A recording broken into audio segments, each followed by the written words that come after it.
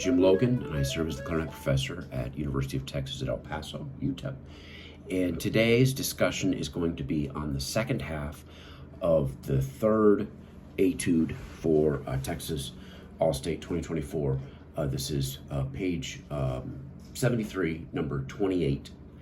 And in the last discussion we had concerning the first half, we went through pretty much step by step of fingering choices and some things to watch out for, and that's going to be what we do here as well. So we're going to continue that way, starting where we left off. We're going to start on measure 35. Right away, before we talk about fingers, anything else, I want you to note that dynamic there. Forte, okay? Big and full, lots of sound. Realize that measure 34 ends on a decrescendo to low E.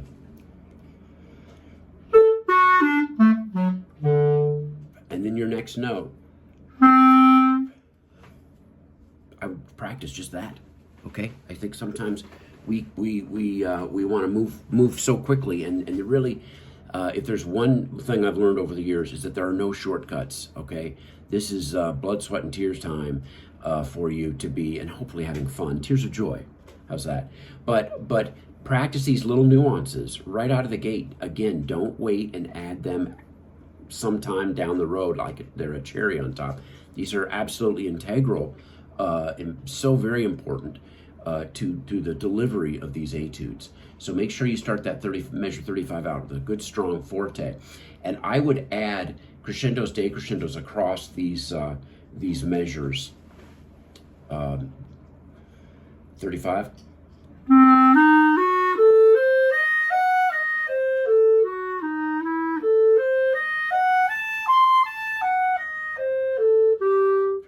Okay, there's a breath mark there.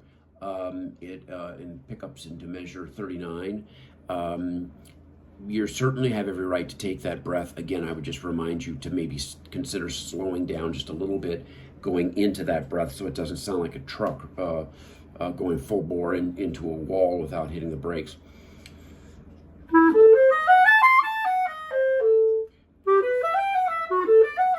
Okay? And you'll notice there, I'm giving plenty of downbeat to those lower notes, okay? The downbeat, 39, 40, 41, 42. If you let the clarinet play how the clarinet wants to play, you're gonna get, and I've heard it too many times, you'll hear,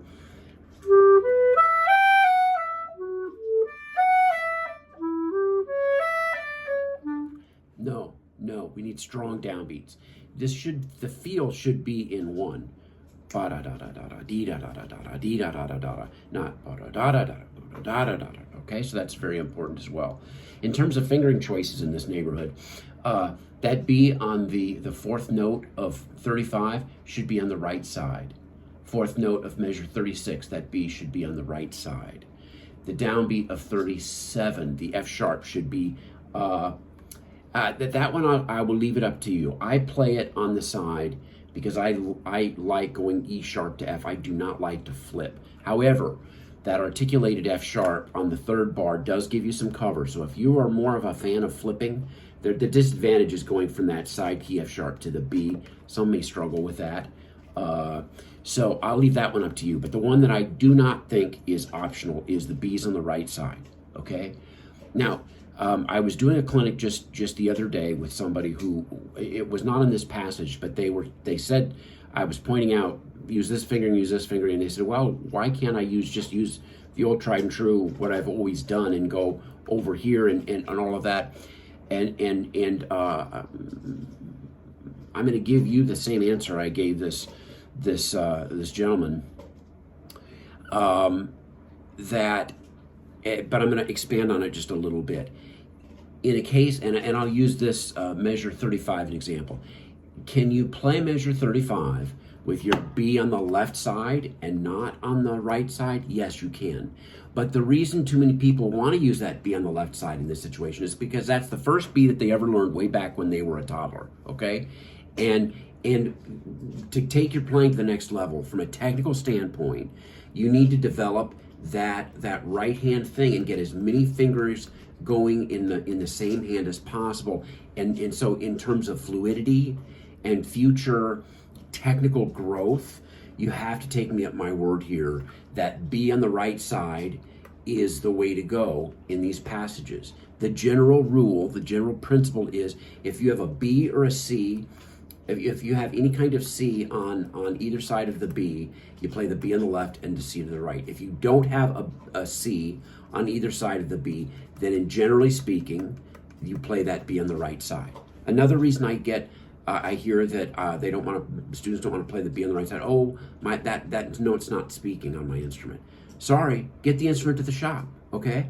These two pads down here are the first two to go out of alignment. In fact, I heard that the other day on a C sharp. Oh, I can't play that C sharp on my own. Sorry, get your horn in the shop. Take care of your instruments, folks. But that B should be on the right side. If you're really seriously interested about taking your playing to the next level, you'll know I'm right here. On that high D, measure 38. Make sure you use your E flat, A flat key. Please don't play that D flat and use the wrong fingering for high D. Moving on. Measure 43 or 44, 43, 42. We have another friendly, not so friendly slide there. C sharp on the right side.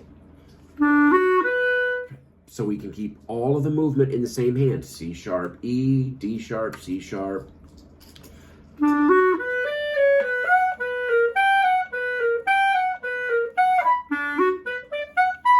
Notice I didn't play. I played. You just go right back down.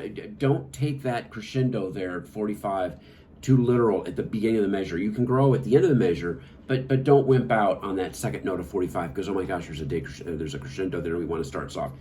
No, we want to keep that going, that syncopation. And you know, the accents again here are really important. They add a little something. And a lot of little somethings that I'm suggesting that you throw in here, a lot of little somethings turn into a big something, big picture.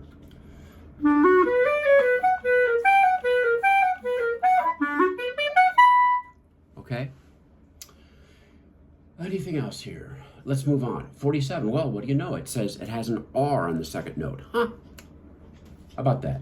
B on the right side. Followed by B on the right side to C sharp on the left side to D sharp on the right. This is all, we've already covered this. This is a restatement of what we've already done. The breath mark in measure 54 is optional. That one, you know, you have to be very, very confident about your about your technique to skip through that breath at 54. You hard chargers out there, because if you skip that breath from 54 to 55, there isn't any way you can grab another quick breath in there between 55 and the end. So consider taking that breath at 54. If you want to go right through it, then go for it. Again, more of the same. 55, last note is an E sharp followed by, you could use either fork or flip. I personally do a fork there. F double sharp, same as G, as discussed before. That goes back to F sharp. That F sharp at the last note of measure 56 is your middle finger. Okay, B sharp in measure 5, 6, 7, 58, same as high C. Okay, no E flat, A flat key on the C sharp, please. And yet another goodbye slide there. One last chance at redeeming ourselves. And yeah, okay. So this is a shorter video getting through because a lot of this we've already covered. In terms of musicality, so we talked about the forte at measure 35. You know, you might at 47 when we have that mezzo forte, you might want to go ahead and come down just a little bit softer than the mezzo forte just to set up contrast. And in 49, I would ask that you replicate the crescendo decrescendo, 49 into 50.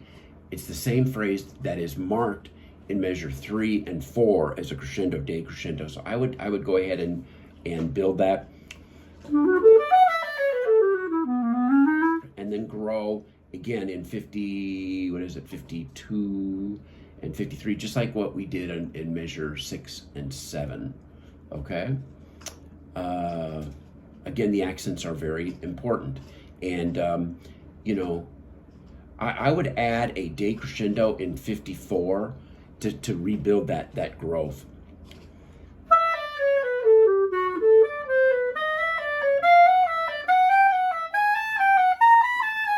And then we're all hard charging there on a fortissimo, which means really, really full, not really, really loud. I mean, kind of really, really loud, but just make sure that your tone doesn't get nasty and shrill and everything on that high B sharp and C sharp and all of that.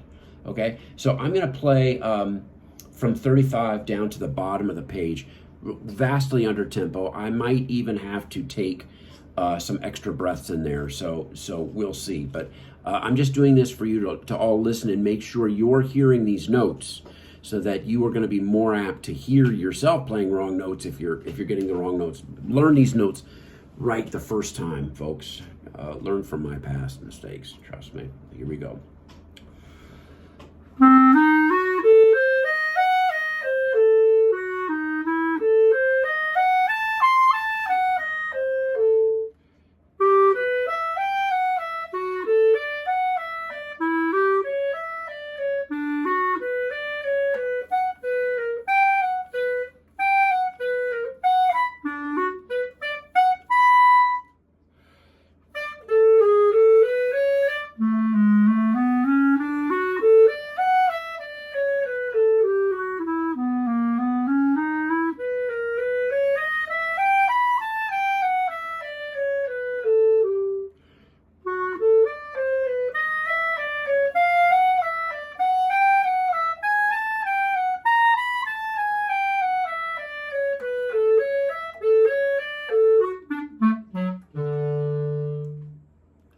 Make sure that we give a nice half note at the end, and we diminish all the way down. Don't stop the sound.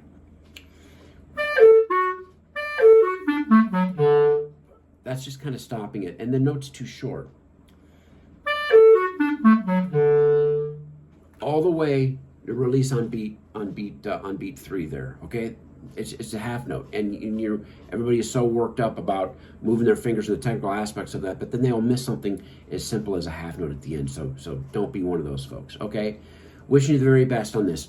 Keep working. Let me know if there's anything I can do. Any suggestions or comments, please shoot me an email that is seen at the end of this video. Okay, keep practicing. Work hard. Practice smart. Good luck.